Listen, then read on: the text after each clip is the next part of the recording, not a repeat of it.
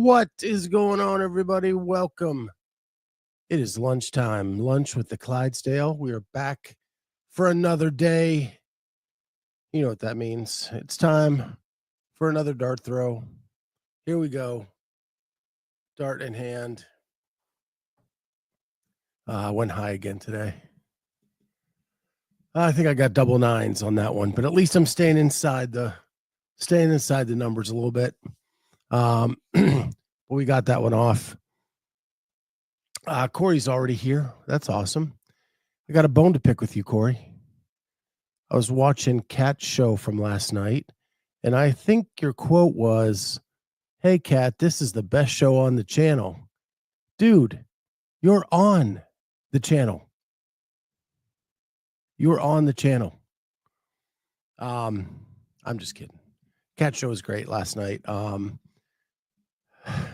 If you had any doubts that she was going to be completely transparent, those doubts had to have gone away last night. Because she told everything how it was, man. So yeah, if you have not seen the show, I know it's starting to become everybody's favorite date show.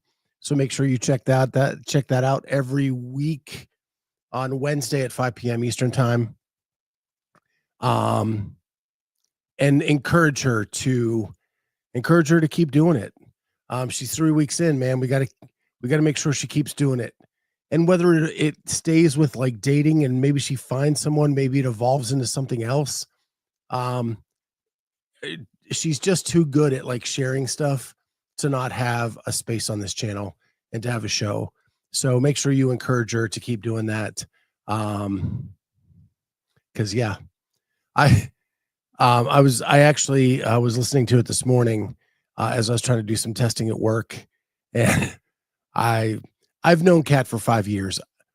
I know how she is. And it's so cool that she's being that way on the air.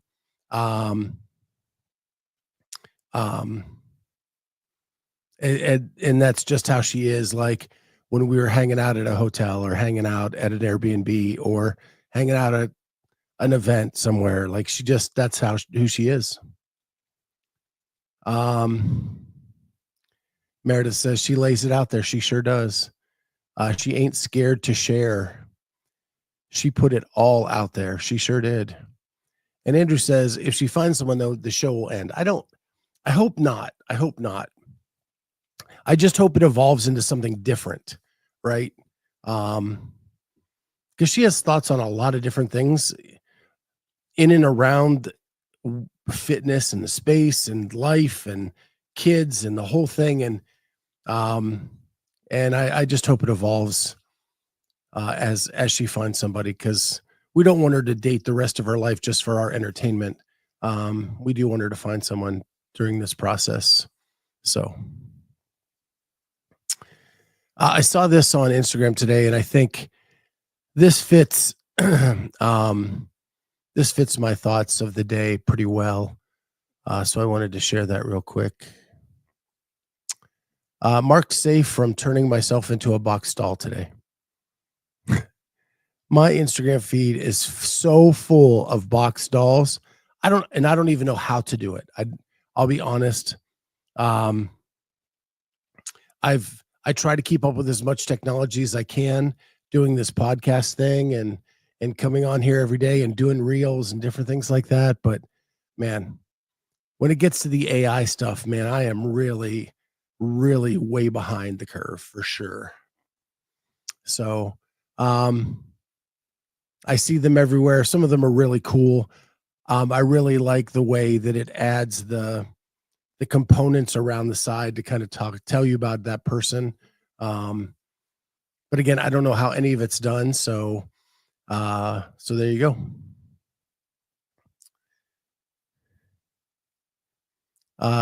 Andrew Stent says it's like the aging thing from a few years ago. Something new pops up and everyone does it and it gets annoying. Yep. Yeah, I know. Like I did the AI thing where it printed out like 20 different versions of you in an AI, like Some look like you were in Star Wars. Some, I don't know. Yeah, that happened too, and everybody had their AI portraits done. So yeah, it seems like she can easily chat on any topic. She sure can. Uh that's really how like we met. Like we met a mutual friend of ours told me that she had a really cool story. I had her on this show as a guest. It's one of the few people I've done a pre-interview with before because she was nervous and just wanted to kind of walk through it. And from that moment, we became really, really good friends because we could just talk about anything. Um, and it's been a fun 5 years having her as a friend. And it's really cool seeing her have this much popularity with a show and it be pretty successful so far. So yeah, awesome stuff. So I guess there's a bit of news in the CrossFit space. If people did not see, there was an announcement last night from one Miss Tia Claire Toomey that she was going to be saying goodbye at the Torian Pro to this chapter in her life. I know a lot of people are hung up on the fact that she just is saying goodbye. She didn't really say she's retiring. And I guess I'm having a hard time finding the clip she put on Instagram. But she's also on the the Proven podcast. So here we go. She put out, this is from her YouTube video. It is a clip from her YouTube video that she put on Instagram where she talks about. As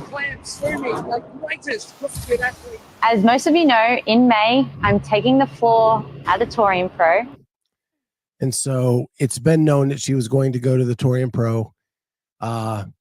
There have been predictions that would be her last event. We brought up those thoughts on the Sunday night show a while back. That is it possible that Torian be her last show, her last competition, and her just walk away? And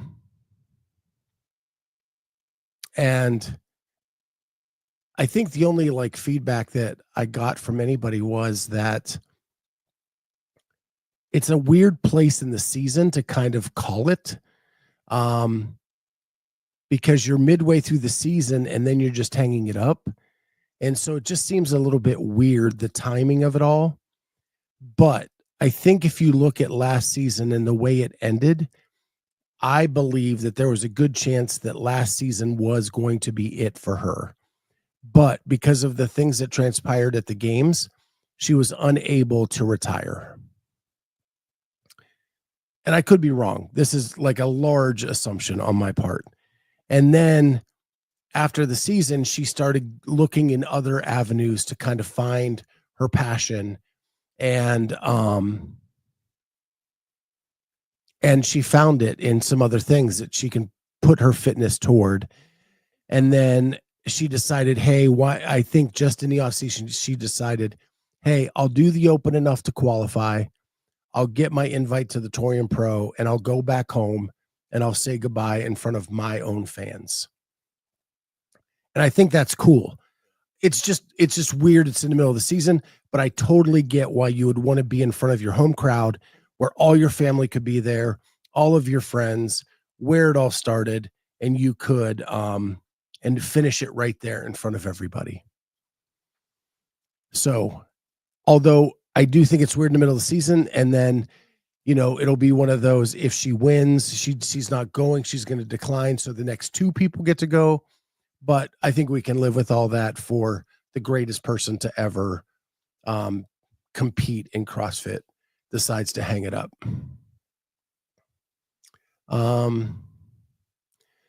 Weird to be winning two and then relinquishing that spot to the runner-up. I think it's weird, but she is the GOAT. I think she's the greatest CrossFitter of all time. And if she wants to do it in front of her home crowd, this is the biggest competition that Australia has. But if it is her last, why not announce before touring to give her country time to buy tickets? And so I completely agree, T-Bird. I think that that's what this is about. It is to get everybody that she wants to be there, the opportunity to be there. I'm sure she's told people close to her before this announcement. But I do think Torian has never had a hard time selling tickets. So I don't think like they were struggling to sell tickets, but I think, yeah, that's kind of it. Might she just be stringing us along again? Will she 100% compete in High Rocks? Maybe go team? I mean, what else is there for her to accomplish? I think like you've won 7 times. I think she wants to do something that challenges her. Halpin says, and I did see this right before I went on air. She now has an hour-long pod out today. Haven't watched all of it, but there are some tidbits. She says she isn't doing online semis, that she started High Rocks because CrossFit was moving more online. Okay. I know that she has said doing High Rocks gives her that community feel. So Meredith says on Barbell Spin, they wondered if she was going to do Rogue. She's a Rogue athlete, so I'm sure she's going to get an invite because she is Tia. If she wants to do it or not, at the very least, she's going to get an invite to be at Legends and get all the same stuff that every other athlete gets and just get to hang out for the weekend. So, but that thing that Mike said about that CrossFit's moving more online and her wanting to be more with the community, that actually rings pretty true to me, of a reason why someone would want to walk away, especially after 7 titles, man. Like she's done it all. She wants to compete though, like, and competing online is not the same. I mean, I talk to Carolyn and Jamie about this all the time. You know, Jay Birch says, I hear Torian's a great place to volunteer. I hear Torian is just a great place to go, period. Like it is a rock show. Darren Hunsacker. Darren Hunsacker said, dang, I was just about to post my retirement. I'll wait. Yeah, I think Darren missed that ship a while back. Halpin says, I could see her doing Waza SoCal again as well. Yeah, she's into that team stuff, and it looked like from the tier behind the scenes, she had every bit of the fire in that event as she does at any other event.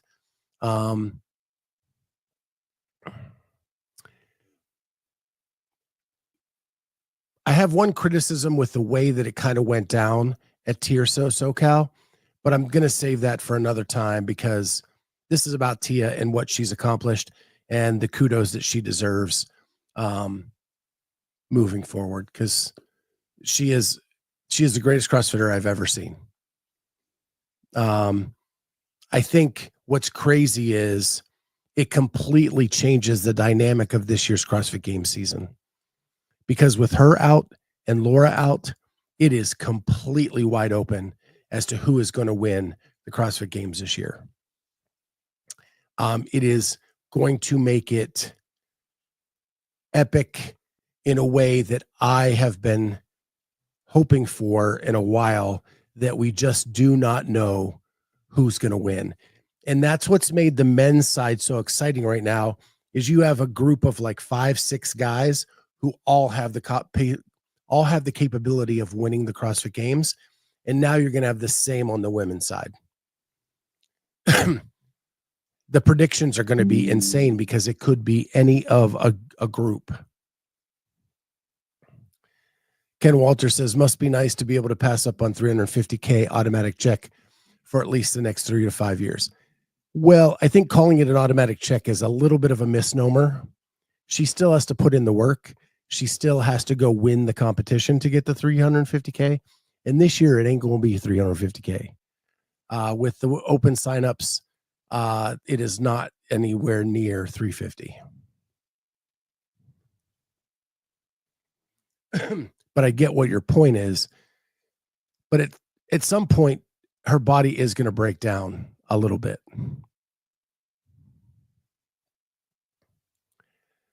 T-Bird wants to go to Torian just to see Mr. Mister perform. They're so great. Oh my gosh, I haven't heard that name in a long time. They were so big when I was in high school. So big.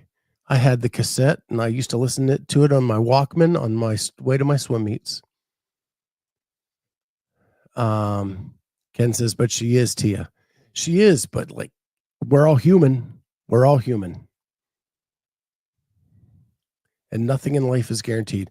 Who is next up to be the champ? That I would need to really sit down and think about who I think is next up to be champ. And I want to see who qualifies. I think it's much harder to qualify for the games this year than it's been in the years past. So I want to see who makes it through before I really sit down and analyze who I think is going to win the games. So, but it was just a crazy announcement. I wouldn't say like I'm super shocked. I mean, I heard John Young predict this. I heard other people kind of predict it when it was said. It made sense to me. So when I saw it wasn't too shocking. But what I do want to say is we'll talk about this more on Sunday night because I want to get Carolyn and Jamie's perspective on this. But she's the greatest living CrossFitter in the world. She's won 7 times. Most of those years, it wasn't even questioned whether she was going to win or not, that she won by such a dominating fashion. But she was involved in probably the 3 best finishes on the women's side at the CrossFit Games. 2 of them she did not win when it was Sarah, Katrin, and her in 2015 and 16, all with a chance to win in both of those years going into the final event. That was amazing. And then in 2017, the most epic finish ever with her and Cara Saunders going down the floor and Cara Saunders getting that no rep on the kettlebell overhead right before the finish line. And then Tia winning by just a point or 2. I don't know the exact spread that was, but it was so stinking close.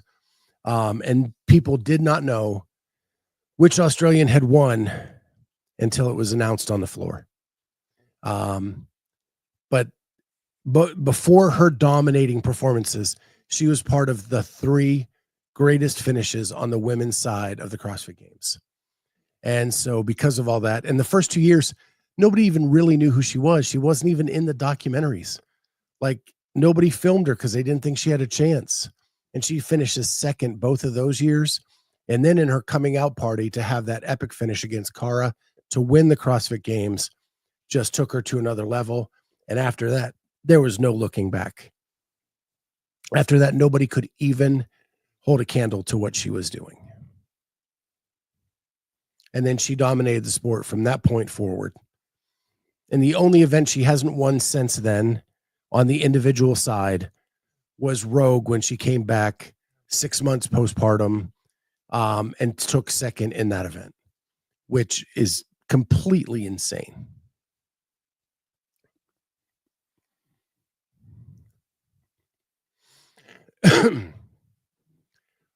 The 2016 doc was hilarious with them talking about how they missed her. That was 2015 when they missed her completely. And she's in like the last 2 minutes of the doc. 2016 is where she had the meltdown after because she lost and she had lost all confidence in herself. And if you look at that moment and at that point in time, she didn't know what her future was. And then to see where it is now, oh my gosh, like the climb from that time at the end of the 2016 documentary to what she became. I mean, she was beaten down. She was crying because she had lost all confidence in herself and the ability to win the CrossFit Games. And after that moment, she went back to the lab She got her stuff together. She comes back in 2017 and wins 7 CrossFit Games since. Only one of those years did she not win, and that's because she wasn't there because she had given birth. What an amazing feat. My I started my CrossFit life and on the competitive side as a volunteer, and I was volunteering at the 2017 games when that went down. Oh my gosh.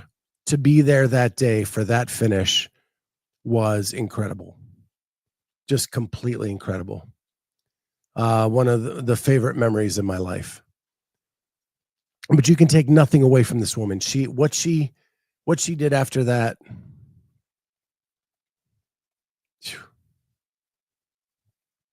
She left everybody in her dust from that point forward.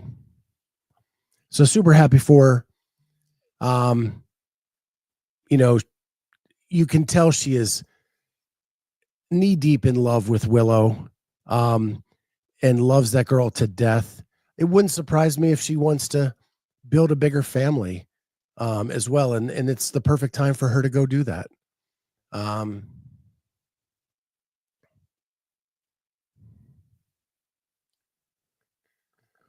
Corey Leonard says, I still laugh at Pat Sherwood talking about Cara being faster because she didn't do all the reps. Cara didn't do all the reps. It's faster if you don't. True. Still, epic CrossFit Games that year. So that is the Tia story. We will talk more about it Sunday night for sure. Carolyn got to compete against her. I'd love to hear her perspective. And Jamie has been around the scene for all of that. I'd love to get her perspective. So we'll talk about that for sure on Sunday night and get some of their greatest memories of Tia. The other thing I wanted to talk about is, and we've been talking about this for a couple days, is the age group semifinalists are getting more validated videos over the last few days. And I said yesterday that that Carolyn got all of hers validated. She posted that on her Instagram, and she ended up moving from 3rd to 1st. And so she ended up winning. She ended up winning the semifinal for the 35 to 39-year-old division. If all things hold true, someone would have to gain points in order to pass her and not have points taken away. But she has a 39-point lead in first place now after all of the video reviews, and hers are all valid now. And then I did find out last night actually, that Jamie got all of hers validated as well. And she moved from 8th to 6th. So she moved up 2 spots.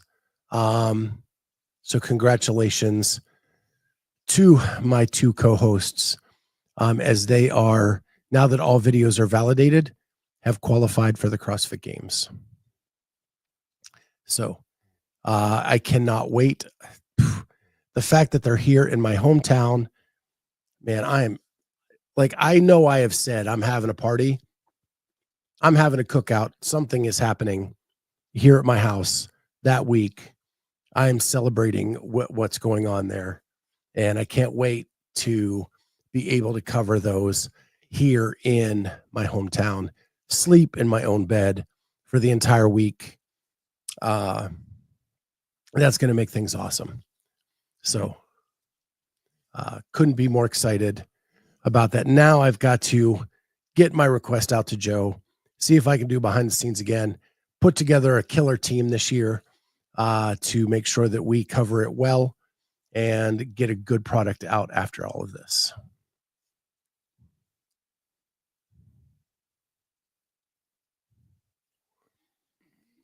Corey said there's been a bunch of movement in 45 to 49. I think people have been getting some serious score adjustments because I'm back to 76 now. It's been moving a bunch. Yeah, man, you keep climbing. What, you're only 46 away now? Just 46 more adjustments, man.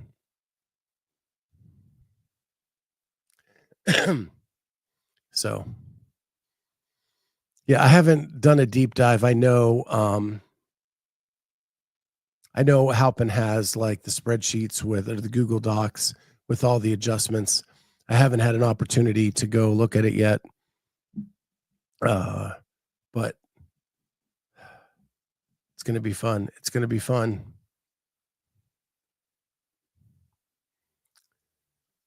Corey says year 48 of not making the games.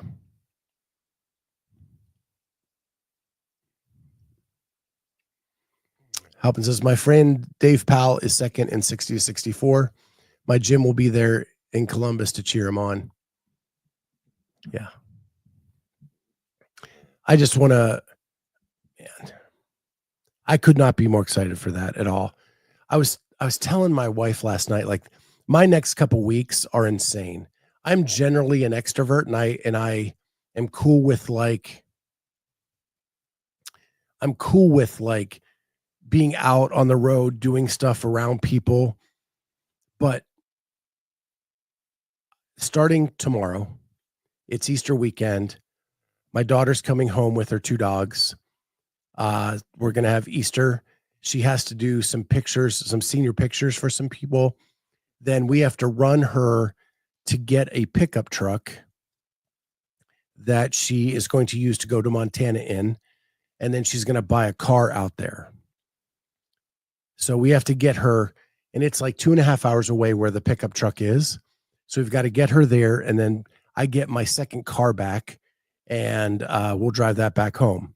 Then at some point early this week, I have to get in my car, drive to Pittsburgh, help her load up the pickup truck and the trailer, then come back home. Then she's going to come across from Pittsburgh to Columbus, pick me up, and then we're going to head to Montana. So that goes all the way till the end of next week into the weekend.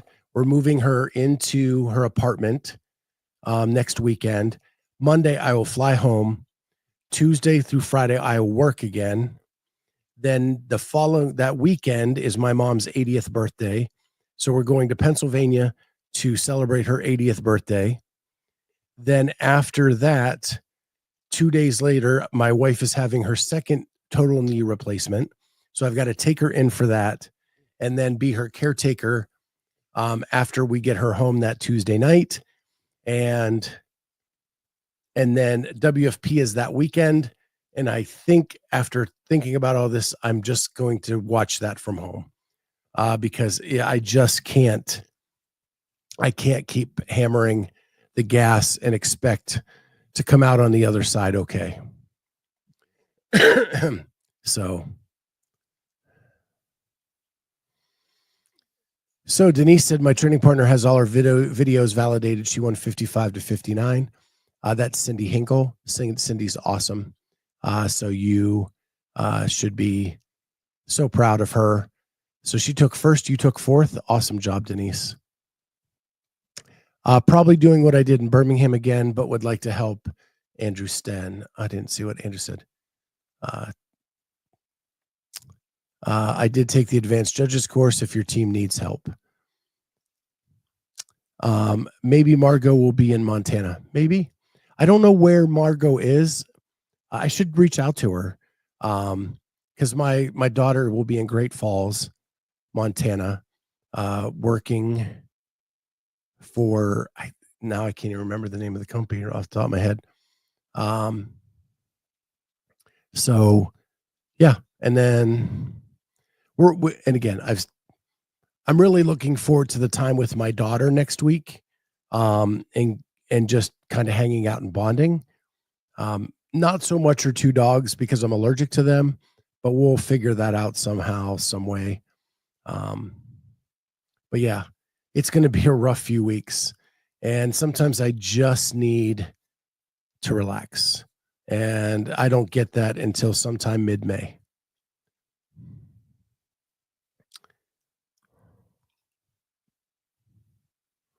Halpin said, even the old athletes are too fast for me to judge. Yeah, some of them are pretty damn fast. It is insane. Margot lives in Vegas. She does, but I still think she has property in Montana. I think. I need to reach out and see, honestly. I haven't talked to Margot in a while. I used to talk to her all the time. So, but yeah, so that's the next couple weeks. And I did break down and buy an iPad with cell service so that I could do the show from the road. So we're going to do that as well. So I think on my trip across country, I'm still going to do the lunch show. Come on, and wherever we're at, we'll stop. Maybe it's Mount Rushmore. Maybe it's the Badlands. Maybe it's just some field in Iowa. I don't know. We'll stop and hang out. It's not Iowa. I'm not even going through Iowa, but maybe one of the Dakotas or Minnesota or one of those places. I'll stop. Maybe I'll stop in Minnesota and see Ken Walters. Who knows? But we're gonna take the iPad. We're going to do the show from the road. So maybe you get to see some sights and sounds of the road while we're on the way. And I'll do Sunday Night CrossFit talk, not this week, but next week from Montana.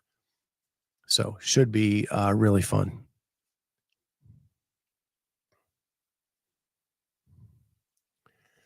Once everything is solidified, you'll be doing age group interviews again.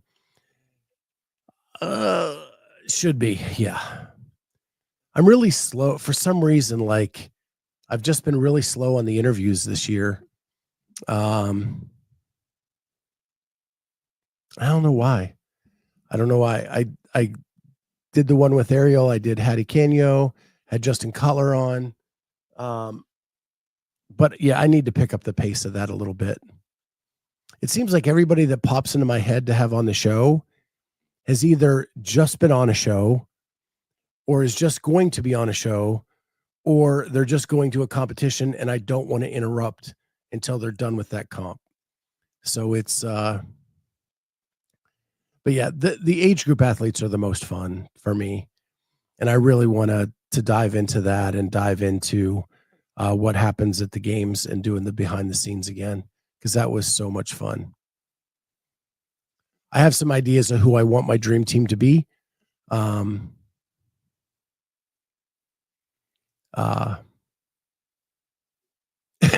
So I want to put together a team that does some amazing stuff at the Masters CrossFit Games to get some fun interviews. But we'll see. We'll see where we go from there. Well, guys, it's been a wild morning at work. I think this is going to be it for today. So I can get back to it and get caught up on all of that stuff. But it's been fun again. You guys are the best as always. Love each and every one of you. And I think it was yesterday. Lynn asked about, it was Sunday night. Lynn asked about meet and greets. We really got to get better about that. If we are going to an event, we need to set up like a meet and greet where people can come hang out. And the group that hangs out with us can hang out and get to know each other. The people from the chat, all that stuff. So I will do better with that too. If we're going to some event, we will set up a meet and greet where we can hang out, we can take pictures, we can have fun, whatever it is. But we are definitely doing a meet and greet barbecue at my house for the Masters CrossFit Games. I am telling you that. So there you have it. Halpin said you should own the Masters interviews. Those are great. I will do those again. Those are a lot of fun, and they're really low pressure. It's just and this is just some inside baseball, but it's the research on people that aren't super famous. Like I want to go into an interview prepared to be able to if need be, carry the interviewee for as long as I have to make them comfortable to tell me stories. So it's getting to know enough of their backstory from research to be able to like carry it until they get comfortable and open up and then tell their own story. That's kind of my plan with those. And so it takes a lot of work away from the interview to prep for that. I hope that makes sense. And Train to Live, if you have someone that you want me to interview, definitely send them my way. What I did last year is I just put out an open call, and I got a ton of people that wanted to come on and be interviewed. I just put it out on Instagram. If you're a Masters athlete going to the CrossFit Games, hop in.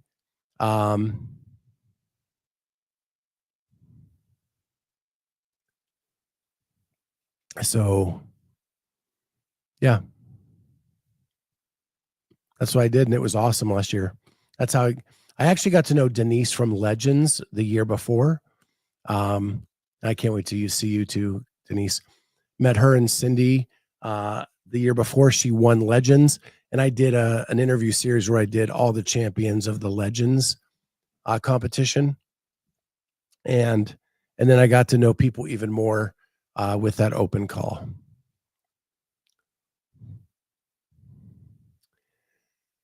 Ken Walters wants to know if Halpin is incognito. That's above my pay grade. I can't tell. I can see comments. So the software we have shows me comments that are happening on YouTube, even though I'm not on YouTube as we speak.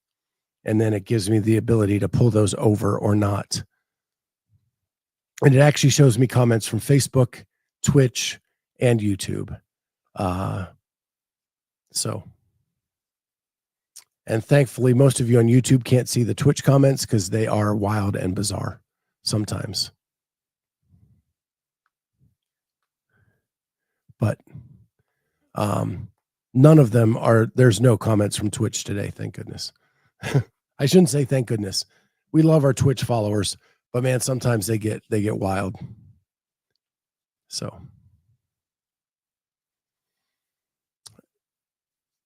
and Denise can see Halpin's comments. And so can Andrew. So it just must be Ken.